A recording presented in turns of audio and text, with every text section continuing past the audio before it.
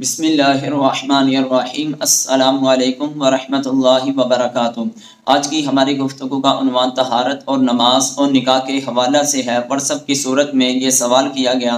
السلام علیکم محترم جناب، آپ خیریت سے ہوں گے؟ میرا ایک سوال ہے غسل اور نکاح کے بارے میں۔ اکثر اوقات کوئی نہ کوئی دوستوں سے بات چیت ہوتی رہتی ہے اور اسی دوران ان سے غسل کے بارے میں پوچھا جاتا ہے یا وہ خود ہی بتا دیتے ہیں کہ اس طریقے سے میں غسل کرتا ہوں۔ میرے دوست رشتہ دار نے یہ طریقہ بتایا تھا، لیکن وہ غسل کا طریقہ اس نے مجھے صحیح نہیں بتایا تھا۔ اصل میں پوچھنا یہ چاہتا ہوں، اسی ناپاکی کی حالت میں نکاح ہو جاتا ہے، نماز بھی پڑھتے رہے ناپاکی کی حالت میں، اور جو عبادت کی تجارت کی، اس کا کفارہ کیا ہے؟ وعلیکم السلام ورحمۃ اللہ وبرکاتہ۔ اللہ اور اس کے رسول کے خاص فضل، خاص رحمت سے، آپ کی دعاؤں سے میں خیر و عافیت سے ہوں۔ اس سوال کے جواب سے قبل اگر آپ ہماری ویڈیو پر نئے ہیں، چینل کو سبسکرائب کیجئے، لائک کیجئے، ساتھ بیل کے بٹن کو دبائیں تاکہ ہر آنے والی نئی ویڈیو آپ تک بآسانی پہنچ سکے۔ واٹس ایپ کی صورت میں جو سوال کیا گیا، بالخصوص اس کے اندر 3 چیزیں پوچھی گئی۔ ایک، ناپاکی کی حالت میں نماز پڑھنا، دوسرا ناپاکی کی حالت میں تجارت کرنا، تیسرا ناپاکی کی حالت میں نکاح کا کیا حکم ہے؟ سب سے پہلے ہمیں بنیادی اللہ اور اس کے رسول کے احکام کو جاننا ہوگا۔ نماز کے بارے میں شرعی طور پر حکم یہ ہے، قرآن مجید کے پارہ نمبر 6 سورہ مائدہ کی آیت نمبر 6 رکوع نمبر 2 میں اللہ تعالیٰ نے ارشاد فرمایا، یا ایھا الذین آمنوا اذا قمتم الی الصلاۃ فاغسلوا وجوہکم وایدیکم الی المرافق وامسحوا برؤوسکم وارجلکم الی الکعبین۔ جب تم نماز پڑھنے لگو تو نماز پڑھنے سے پہلے وضو کر لو۔ وضو کے اندر 4 فرائض ہیں: چہرے کو دھونا، دونوں ہاتھوں کو کونیوں سمیت دھونا، چوتھائی سر کا مسح کرنا، دونوں پاؤں کو ٹخنوں سمیت دھونا۔ پھر آگے فرمایا، وَإِن كُنتُمْ جُنُبًا فَطَّهَّرُوا، جب تم پر غسل فرض ہو، فَطَّهَّرُوا، خوب پاکی حاصل کرو، یعنی غسل کرو۔ سب سے پہلے غسل کے فرائض سماعت فرما لے۔ غسل کے اندر 3 چیزیں فرض ہیں۔ نمبر 1، گرگرا کرنا، یعنی ہاتھ میں پانی لے کر اس کو منہ میں ڈالنا اور اپنے چہرے کو آسمان کی طرف بلند کر کے گرگرا کرنا۔ اگر روزہ ہو تو کلی کرنا۔ دانتوں کے اندر کسی طرح کی اگر کوئی چیز پھنسی ہوئی ہے اس کو اچھی طرح نکال لینا۔ دوسرا فرض یہ ہے کہ دائیں ہاتھ کے چلوں میں پانی لے کر ناک کے قریب کر کے اس کو چڑھانا اور ناک کو اچھی طرح، یہ جو نرم حصہ ہے اس کو اچھی طرح صاف کرنا، اس کے اندر کسی طرح کی کوئی بھی رینٹھ وغیرہ جمی نہ رہ جائے۔ پھر پورے جسم پر پانی بہانا کہ ایک بال کے برابر بھی جگہ خشک نہ رہ جائے۔ یہ غسل کے 3 فرائض ہیں۔ پاکی کے لیے ان 3 چیزوں کا ہونا ضروری ہے۔ اور غسل کا سنت طریقہ یہ ہے کہ سب سے پہلے انسان استنجا کرے، پھر جسم کے جس حصے پر نجاست لگی ہوئی ہو اس نجاست کو اچھی طرح صاف کرے، پھر اس کے بعد وضو کرے جس طرح نماز کے لیے وضو کیا جاتا ہے۔ وضو کرنے کے بعد پھر دائیں کندھے پر پانی بہائے، پھر بائیں کندھے پر پانی بہائے، پھر پورے سر پر پانی بہائے، پورے جسم کو اچھی طرح ملے کہ ایک بال کے برابر بھی جگہ خشک نہ رہ جائے۔ اگر وضو کرتے ہوئے اس نے اپنے پاؤں دھو لیے تھے تو فابیہا، اگر نہیں دھوئے تو غسل کرنے کے بعد دوبارہ پھر دھو لیں تاکہ کسی طرح کا کوئی بے شک و شبہ باقی نہ رہ جائے۔ وضو اور غسل کے فرائض اور طریقے کو آپ نے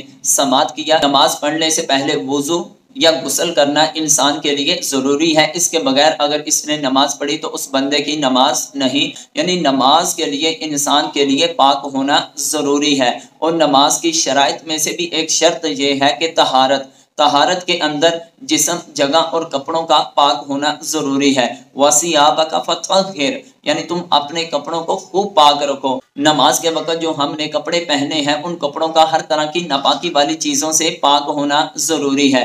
جس جگہ پہ کھڑے ہو کر نماز پڑھنا ہے اس جگہ کا بھی پاک ہونا ضروری ہے، اور جسم کا بھی پاک ہونا ضروری ہے، یعنی جسم پاک وضو کے ذریعے ہوگا، اگر غسل فرض ہے تو غسل کے ذریعے ہوگا۔ اگر وہ ناپاکی کی حالت میں نماز ادا کرتا رہا تو اس کا کفارہ یہ ہے کہ سب سے پہلے اللہ تعالیٰ کی بارگاہ میں توبہ استغفار کرے، گڑ گڑائے کہ یا پروردگار عالم، تیری پاکیزہ ہستی ہے، تیری بارگاہ میں پاکی کی حالت میں کھڑا ہونا تھا، طہارت حاصل کر کے کھڑا ہونا تھا، میں تو انجانے میں ناپاکی کی حالت میں تیری بارگاہ میں کھڑا ہوتا رہا، میرے مولا تو مجھے معاف فرما دے۔ یعنی سب سے پہلے ایک توبہ استغفار کرے، اور دوسرے نمبر پر کسی عالم دین سے، کوئی دین کی سمجھ بوجھ رکھنے والے سے اس کے لیے غسل کا صحیح طور پر طریقہ سیکھنا اس کے لیے فرض عین ہے۔